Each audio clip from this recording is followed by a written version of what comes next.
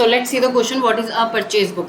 तो देखिए बच्चों, हमें जब भी हम कैश में लेन देन करते हैं, कैश में अगर हम परचेज कर रहे हैं तो उसकी एंट्रीज तो हम लोग कहाँ पर कर देते हैं, कैश बुक में कर देते हैं।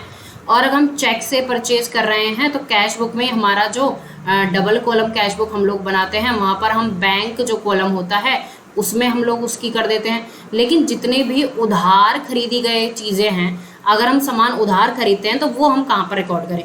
तो देखिए, हमारी जितनी भी सब्सिडरीज बुक हैं, सब्सिडरीज बुक का मतलब होता है सहायक बुक्स, यानी पहले क्या करो, आप एंट्री क्या कर लो, जितने भी आपने उधार खरीदा है आप उसको एक जगह पर लिख लो, यानी परचेज बुक में उसको लिख लो, और बाकी उसको क्या कर दो, परचेज अकाउंट में उसको ट्रांसफर कर दो।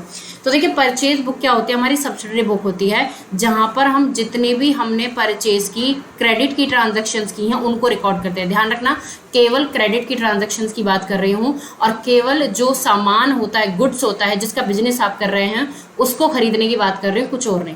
ठीक है, आप एसेट खरीद रहे हो तो वो इसमें नहीं आएगा, केवल सामान खरीदने, केवल गुड्स क्रेडिट पे अगर आप खरीद रहे हो।